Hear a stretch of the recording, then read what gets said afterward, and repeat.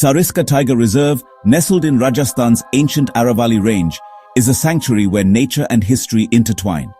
Sprawling across nearly 900 square kilometers, this reserve is a living, breathing testament to India's evolving relationship with its wild spaces and the creatures that inhabit them.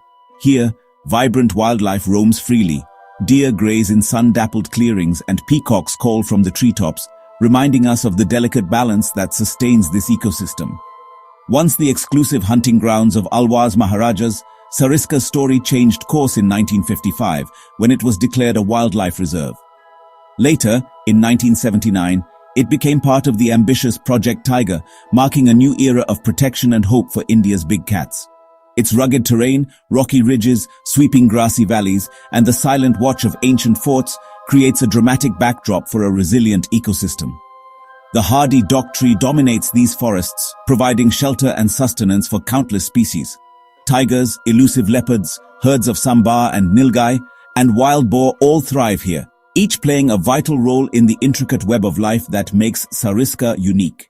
Yet, Sariska's proximity to bustling cities and expanding industry brings constant threats.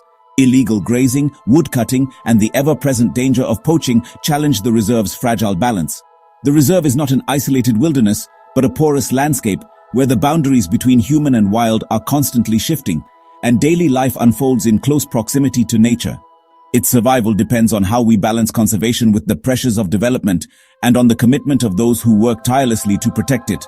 Forest officers, conservationists, and local communities alike. The future of this jewel rests on the choices we make today and on our willingness to safeguard Sariska for generations yet to come. Subscribe, like, and share Cosmo Academia.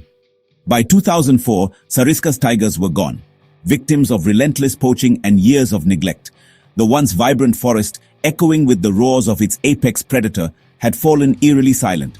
The absence of tigers was more than a local tragedy.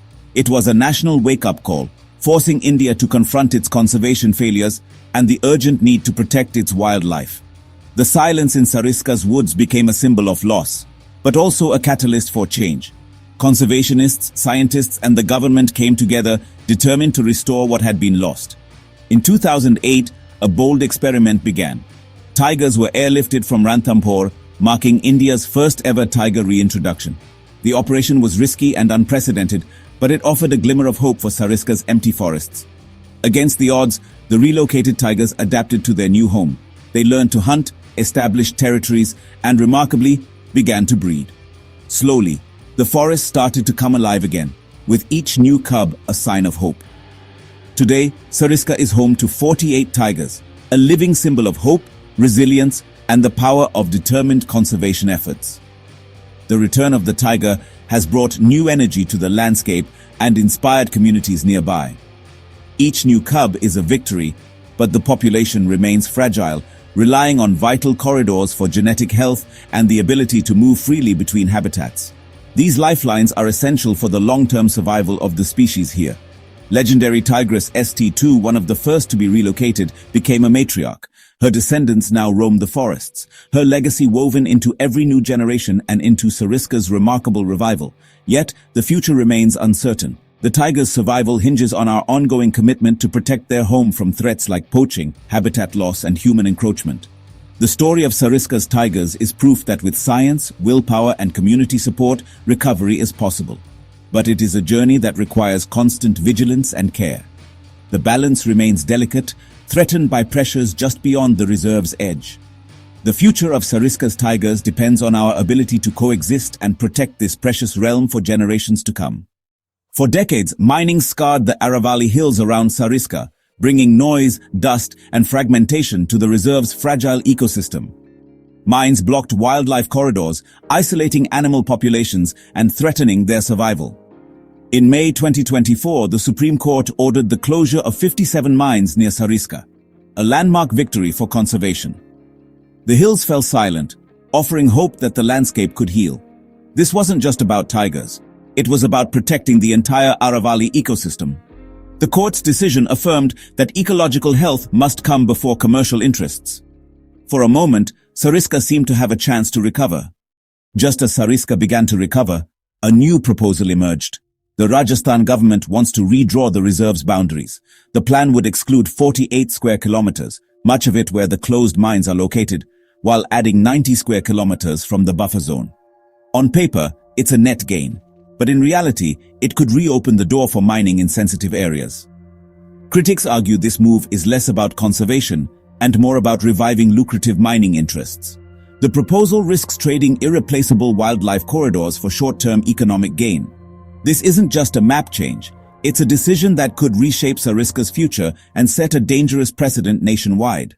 Subscribe, like, and share Cosmo Academia.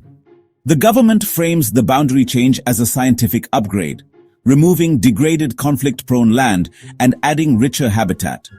Officials claim the swap will create a more manageable biodiverse core, benefiting both tigers and local communities. They insist the process is transparent, legal, and focused on long-term conservation. The narrative is one of progress, a win-win for wildlife and people, with better management and less conflict. With political alignment at state and national levels, the plan is being pushed as a model of synergy and swift action. The government maintains that the tiger's future is at the heart of this proposal. Conservationists warn that the land labeled degraded is actually vital for wildlife movement, key corridors connecting Sariska's core areas. Removing these tracts would fragment the reserve, isolating tigers and risking inbreeding and conflict. Tigers like ST13 rely on these routes. Blocking them could undo years of recovery. Reopened mines would bring noise, pollution, and human encroachment, destabilizing the ecosystem. Experts argue the proposal prioritizes short-term profits over long-term survival. True rationalization should strengthen, not sever, wildlife corridors. The warning is clear. This boundary change could be a giant step backward for Sariska. The hard-won gains of tiger conservation are at risk. At the heart of Sariska's dilemma is the ongoing clash between the needs of nature and the aspirations of people who call this land home. Here, the boundaries between forest and village are not just lines on a map. They are the front lines of a daily struggle. For wildlife, these so-called degraded zones are not wastelands, but vital lifelines, crucial for their survival, movement, and genetic health. These corridors allow tigers, leopards, and countless other species to thrive, ensuring the forest remains alive and connected. For local communities, however, the mines once meant steady jobs and a sense of security. Their closure brought real hardship, leaving families searching for new ways to make ends meet in an already challenging environment. The debate here isn't just about tigers or mines. It's about the daily struggle for survival versus the promise of long-term sustainability. It's about balancing immediate needs with the health of the land for future generations. But this is a false choice. Ecotourism and forest-based livelihoods can offer lasting benefits, providing income and opportunity without destroying the reserve. These alternatives can help communities prosper while protecting the forest. The real challenge is to create a model where communities become guardians of the forest, not adversaries, where their well-being is tied to the health of the land and their future is rooted in conservation. The value of a living, breathing corridor teeming with life far outweighs the short-term gains of mining. Once lost, these natural connections are almost impossible to restore. The future of Sariska and India's wildlife depends on finding honest, sustainable solutions that respect both people and nature, and that recognize the interdependence of both. The decision we make now will echo for generations, shaping not just the fate of this forest, but the lives and dreams of those who live alongside it. Subscribe, like, and share Cosmo Academia.